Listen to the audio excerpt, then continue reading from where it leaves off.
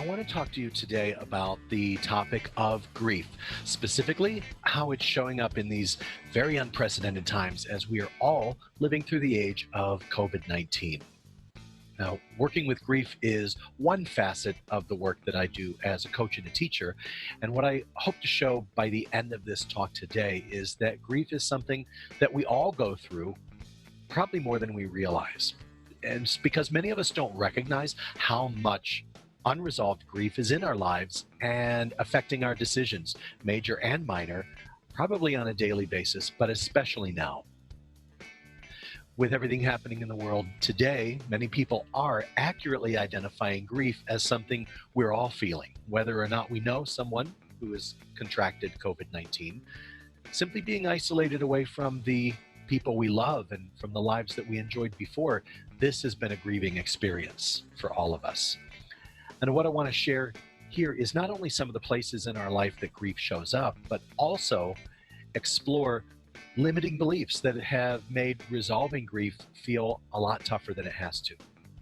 I'll share how to address those limiting beliefs so that you can address any unresolved energy that believing them has created. And with that, the first thing that might be helpful to start with is a definition of grief as a foundation to understand why it can be such a difficult experience at any time, but especially now.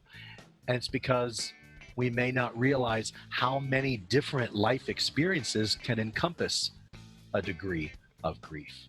Now, specifically, grief is the normal and natural reaction to any loss or change of any kind. That sounds broad, and it is when we consider that grief not only occurs when someone has died, although that's probably the most intense form of grief most of us will experience. Grief occurs anytime there's a change in or end of familiar patterns. So if we were to list all those changes that we might be going through that have upended our day and are still carrying with us. Take a look at this list. Of course, divorce is going to be something that we are going to grieve. Yes, even if you are happy that you are divorcing the person that you're separated from. But also, marriage can cause grief. Why? It seems like it might be one of the happiest days we've ever experienced. And also, we are also leaving behind an identity of being a single person and everything that comes with that. And we're letting go of an identity. The same applies to retirement. Yes, you can be happy to retire, and also you are letting go of an identity, a daily routine, and so much that is now going to be different in your life that there is grief involved. Any dismissal from work. Certainly a lot of people today have lost their job either to being laid off or furloughed. That is absolutely causing grief. It's also affecting our financial state. Any major change in your financial state will cause grief, including getting a mortgage. Certainly, children leaving home. And something else that's happening a lot now is adult children had to come back home because they might not have had a safe enough place to stay during the shelter-in-place orders. And so now families are getting used to living together again and going through a sense of major change and some grief with that. Actually, anytime you change your residence, you are going to experience some grief based on the familiarity of what you left behind. It may not always be external circumstances that create grief. There might be grief around loss of trust. Maybe you have lost your trust in someone that you love. It could also be loss of trust in structures that you relied on, whether that is the government structures that maybe you trusted and no longer trust anymore, or if you've had a very bad experience at work, you might no longer trust the management structure in your place of employment. We can grieve a loss of safety, and we're absolutely going through that, not feeling safe to even go out of the house and go to the grocery store. We've absolutely lost a sense of control over our lives. And if you are someone who has become sick with any kind of major illness, including COVID-19, you might also be grieving the loss of control over your body that comes with that health crisis. So, how many of these experiences have you had just in the last year, or 2 years, or even 5 years before any of the changes from COVID-19 came to be? Which points out another important facet of grief. Grief is cumulative, and it's cumulatively negative, which means the more grief that goes unrecognized and unresolved, the heavier it becomes to carry. You feel like you're being pushed down, like you're carrying a backpack, and every single grief event is like a stone that you're placing in that backpack. And if it's not resolved or validated, it just gets heavier to carry around. And when we don't know that grief is what we might be experiencing, then we don't connect the feelings to the event that triggered them. And that can make the feeling even more difficult to resolve or even identify. And yet that lingering feeling just doesn't seem to go anywhere. And this is where it becomes so important to validate those feelings. Validating allows for feelings to be expressed and those expressed feelings to be heard and start the process of relief. So when we look at how much unresolved emotion we might have stored away, you might be thinking, how did I even get here? How is it that we could behave like emotional storage units with so many unresolved feelings? Well, what's true is so many of us were rarely taught how to address all of the emotions that we have in a healthy way. Some of it might go back to being an infant. Think about a baby for a moment. Whatever she feels, she expresses. Whether that's happy, sad, confused, a baby has no trouble sharing that he's feeling something. And as adults in care of a child, we know that they may not understand what's going on around them, and so we're there to comfort them and tell them, shh, honey, it's okay. It's okay. They're there. You're fine. Which is a default expression. We probably don't even hear ourselves saying it. Because, after all, we're the adult. We know our child is not really in imminent danger, and we're there to protect them. We know that intellectually, but we don't realize that we've just dismissed their very real feelings, and we've planted the seed. Whatever you're feeling right now, don't trust your feelings. They're not accurate, because everything is really okay, even though everything inside of you is telling you it's not. And that message of being told how to feel when, or even when not to feel, blossoms into what the grief recovery method calls the 6 myths of grief. It's 6 limiting beliefs that we might have learned over time that make grieving any loss or change more difficult. And what I've just shared with you is the first limiting belief about grief. Don't feel bad. Don't cry.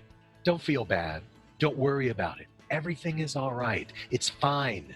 It's okay. Things change. That's life. What's done is done. Get over it. All of these messages that tell us at any age that our feelings are at least inaccurate and maybe even inappropriate. And sometimes we're given rationalizations. Hey, don't feel bad. He's in a better place now. You should be thankful that at least you have a roof over your head. Hey, it could be worse. I mean, 2020 graduates, you didn't get to graduate, but seniors in 1969, some of them went to war and didn't even come back. So you are actually very lucky. The truth is, grief is normal and natural. It's okay to feel bad. It's our internal guidance system that says, I've lost something very important to me, and I don't yet understand this new place that I'm in emotionally. When we tell someone not to feel bad, even though we may not mean to, we negate the feelings that are normal and natural for them, given what they're experiencing right now. Because what we do is try to give the griever intellectual reasons to ignore their feelings, which takes them out of their feelings and puts them in their head. We might even try to convince ourselves not to feel bad because we equate our feelings to judgments. If it hurts, it's wrong. Pain equals bad. And when we judge all pain as bad, we make getting out of the pain the priority rather than finding out what the pain might be there to alert us to. That's what can compel us to create strategies to do that, like limiting belief number 2. Replace the loss. Oh, don't worry about your breakup. You'll meet somebody new. There's plenty of fish in the sea. Don't worry about losing that contract. Don't worry about not landing that client. There's always more clients looking for you. The job market is really good. You're going to find a job. Don't worry. I am so sorry to hear that you lost your child. But if there's a silver lining in all this, at least you're young and you can still have more children. People really say that. Here's what I was told. Your house was broken into. Your car was totaled in an accident. Well, did you have insurance? Well, then don't worry. You'll get it replaced. Insurance will take care of it. You'll be fine. How many of you have seen one of those viral videos where a person is deeply grieving the loss of their pet and the family surprises them with a new puppy? Replace the loss. That's how you'll get through this. It's actually not how you'll get through it, but that's what we've been conditioned to believe. When the truth is, every relationship is unique and cannot be replaced. Therefore, the grief over losing that relationship will be unique to you, because we never know how somebody feels or what their relationship was to who or what they lost. Every grief event in your life can be very different. Even losing one parent compared to losing another parent can be a very different grief experience. And as I share these limiting beliefs, ask yourself, where in my life might one of these limiting beliefs have played a factor in complicating or not feeling able to process through a loss that I experienced? And if you remember one, shout it out in the comment section below. And who knows, it might be the first time you've been able to share such an experience if you believe limiting belief number 3, grieve alone. Smile and the world smiles with you.